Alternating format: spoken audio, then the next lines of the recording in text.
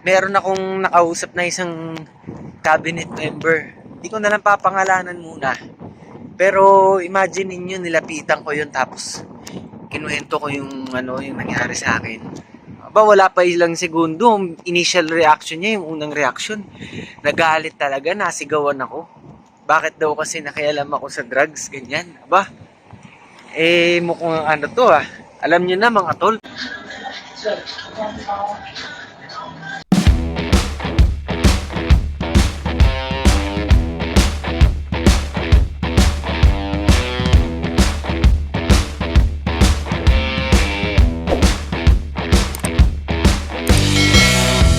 What's up mga tol? Good morning sa inyo dyan. Ito ngayon, last day na natin sa Busan. At nandito tayo para kumain ang ating lunch sa tabi ng Songjong Beach.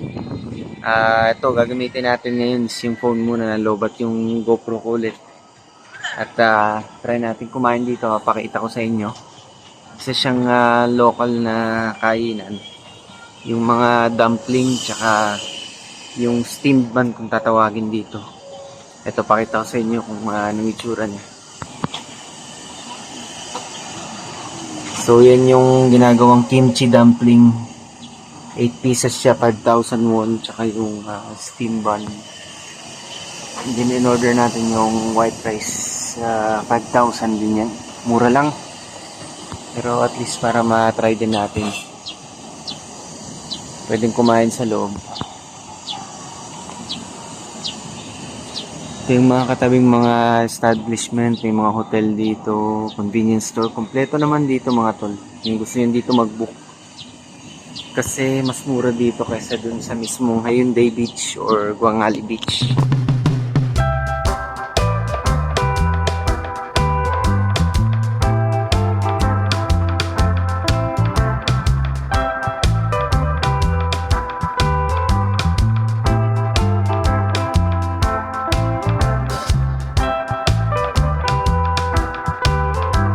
Sarap tong kimchi dumpling guys. Napakaganda ng pagkaluto niya, yung pagka-steam, at yung feeling niya na kimchi sa loob, hindi ganun mahang. So pwede sa mga hindi mahilig sa spicy dyan. Yung coating niya may pagka-gelatinous yung texture. So chewy siya na maganda, nagko-complement dun sa meat dun sa loob niya. Yan yung logo. Punong-puno siya. If I'm not mistaken, may konting pork din to siguro. Tapos meron binigay na side dish yung ewan ko kung anong fruit to, pero medyo slightly maasim siya na matamis na konti. Tapos itong ano naman na steamed bun, ang sarap din niya, para siyang siopaw na yung feeling niya, pakita ko sa inyo yung loob. Yung feeling niya red bean paste. Pero matamis siya. At ang sarap talaga nung tinapay mo, ang lambot. Ang lambot niya, tsaka ang sarap din nung palaman. So bagay na bagay kung dalawa. Kasi yung kimchi na dumpling medyo spicy, ito namang dumpling na manamis-namis. So match sila, no? Tapos coffee yung ininom natin, binili ko sa convenience store. Pero meron din sila dito. Tapos pagka gusto nyo ng ramen, meron din sila. May ramen din sila dito. Pakita ko sa inyo yung lutuan. Ito yung self-service to. So, bibili kayo yan. Pwede rin lagyan ng toppings.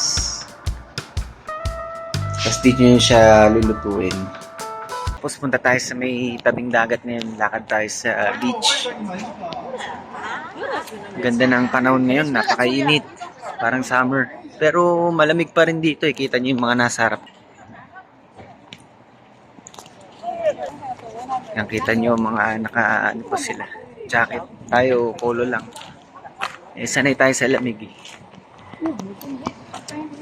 Ito na yung yung picture. May mga restaurant din dito, kaya lang yung mga typical Korean restaurants, parang medyo nagsawa na ako eh, kasi yung mga bibimbap, ganyan, mga fried pork. So, yun na madalas sa akin nakain ko dito eh. So, yun ang kinasasawaan ko ngayon. Tawid tayo. Tapos may mga 7-Eleven dito. Marami naman kumpleto, coffee shops. Hindi kayo magugutom dito pag dito kayo nagstay. Ito yung beach.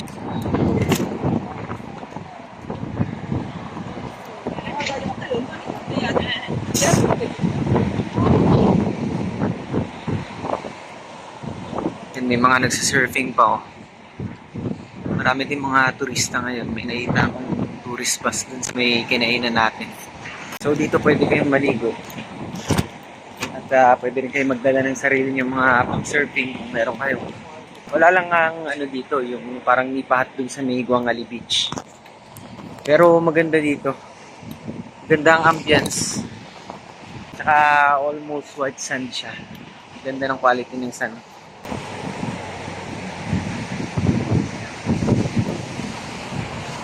Ito, may burger restaurant dito, coffee shop. Ito, may surfing shop, oh. Kung gusto nyo magpaturo, may rental din ng gamit, accessory shop. Ayun, may isa pa. Kompleto. Para mga hotel yung mga building na yun, oh. Makikita. So ito, usapang bayan na naman tayo mga tol. May mga nagtatanong kasi sa akin, may mga nag-PPM, kahit yung mga kakilala ko, sabi nila, oh, ba't biglang naging active ka na naman sa pagbablog? Tapos sabi nung ibang mga kamag-anak ko, huwag na daw ako masyadong maingay kasi nga, mga nasagasaan ko mga malalaking tao na nalilink sa illegal na droga, lalo dyan sa Makati, mga malaking politiko, yan. Nasagasaan natin yan, ginipit tayo, napalayo yung anak ko sa akin, napalayo din ako sa pamilya ko. Ba't daw ako nakikialam pa ngayon? Isa lang ang dahilan na masasagot ko mga tol. Yan ay dahil mahal ko ang bayan ko at mahal ko din ang pamilya kung naiwan ko doon sa Pilipinas. Wala na akong pakialam sa sarili ko mga tol eh. Dahil ako binigyan ng pangalawang buhay ng Diyos. Hindi para aksayahin ko. Hindi para magbulag-bulagan ako. Hindi para manahimik at hayaan ang mga nangyayaring kamalian at injustice sa bayan ko, sa Pilipinas. Ako isang Pilipino mga tol. 100% akong Pilipino sa puso at by record. At masakit sa dibdib na yung sinimulan ko kung bakit ako nagkaganto, napunta ako sa ganitong sitwasyon. Na malaking naging inspiration ni Tatay Digong sa buhay ko eh. Kaya ako nalagay siguro sa ganitong sitwasyon. Hindi ko aksayahin yung mga tol. Balang araw, paglaki ng anak ko, malalaman ng anak ko na yung tatay niya wala sa piling niya. Hindi dahil sa wala. Hindi dahil sa gumawa ko ng masama. Hindi dahil sa napunta ako sa maling buhay o bisyo. Hindi. Balang araw gusto ko makita ng anak ko na ginawa ko ang lahat sa kanya at patuloy ko pa rin nilalaban ang buhay ko para makasama siya. At balang araw makikita ng anak ko na etong ama ko kahit na ganyan, napalayo sa akin, hindi ko nakasama sa paglaki ko. Isa siyang halimbawa ng isang Pilipinong nagmamahal sa bayan.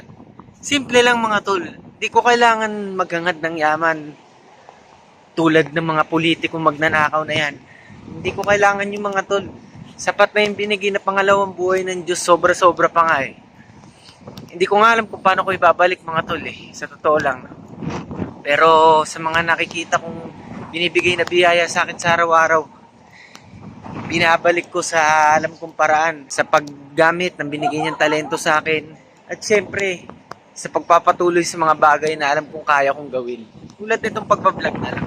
Yung mga nag-PM din sa akin kung ano daw bang nakikita kong ayaw ko sa gobyerno ngayon, eto na, sasabihin ko na.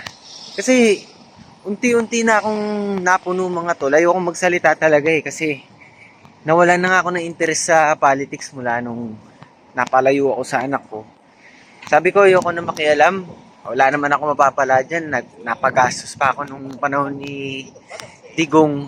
Tumulong ako sa gobyerno nun. Anong nangyari sa akin? Wala naman ako napala. Hindi na ako makikialam. Never na, sabi ko sa sarili ko. Pero mula nung isa-isa kong nababalitaan yung mga injustice sa bayan natin, yung mga kalokohan ng mga taong gobyerno, unti-unti akong na kukonsensya eh.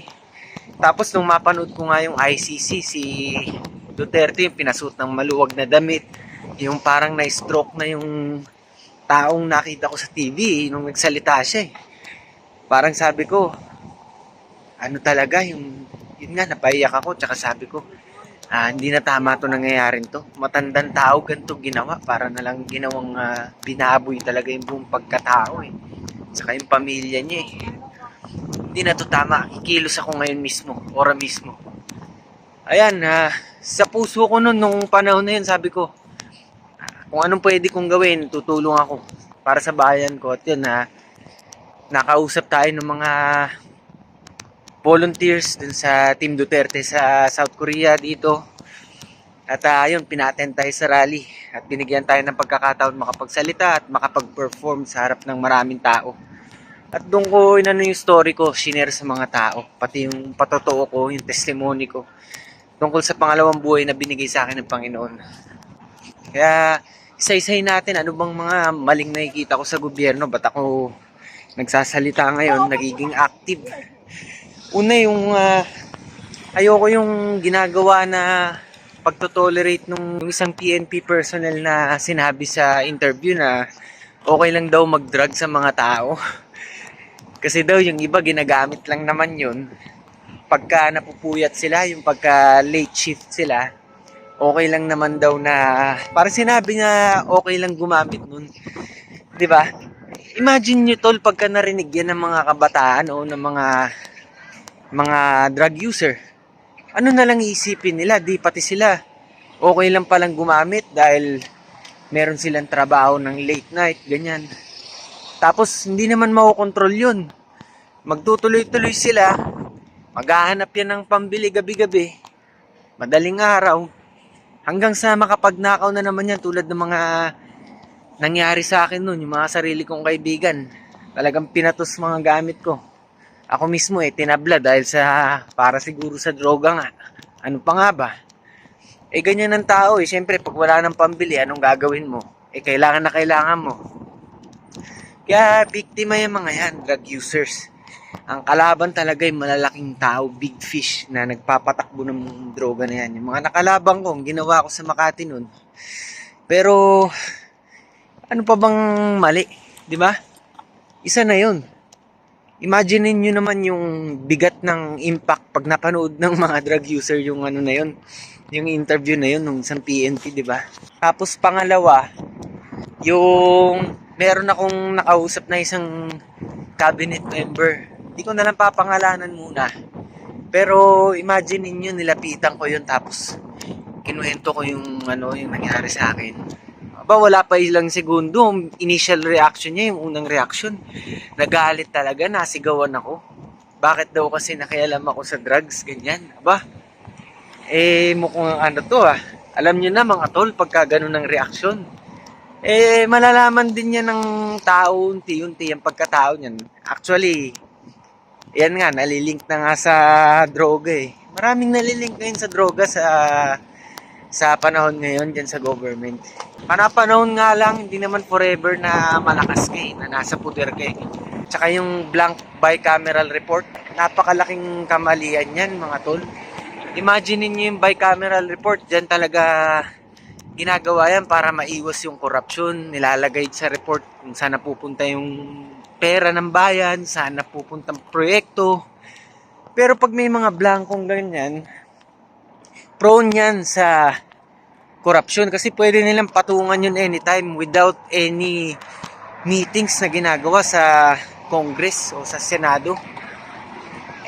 Ano mangyayari nun? Siyempre pwede nilang ilagay yun sa ayuda pagpapalapit ng eleksyon para magamit sa pansariling interes. Pwede nilang lakihan yung ibang portion para sa kickback. Ayan ang mga iilan pa lang yan, pero nasa utak ng mga mautak na politiko yan kung paano nila gagawin kung paano nila gagamitin sa korupsyon. Yung tatlong yan na sinabi ko, iilan pa lang yan sa mga nakikita ko. Puwera pa yung mga tanimbala na nung panahon ni Digong, pinapatalsik niya yung mga nagkakasalang ganyan sa NAIA. Pinapatalsik niya bilang parusa talaga para hindi na umulit. Eh ngayon, ilan cases na ng talimbala ang na-report? Ano na nangyayari? Yung mga foreigner, lalagyan na ng tape yung buong maleta nila. Nakakatawa ng tingnan mga tol. May picture pa, di ba yung nasa US airport nagbabala dun na tungkol sa pag-travel sa Philippines. Imagine niyo yun kung anong impact sa turismo natin yun. Kawalan yun mga tol sa kita ng ng bansa. Sana mamulat ng iba sa inyo na siyempre speak up. May freedom of speech tayo lahat Hindi tayo bibig. Ginawa tayo ng Diyos ng bibig para magsalita, maghayag ng ating mga damdamin. Kahit sa maayos na paraan. 'Di ba? Kaya mga tol, maraming salamat sa inyo. At hanggang sa muli, ang inyong nag-iisang tigasin ng Cavite, Win Andrada.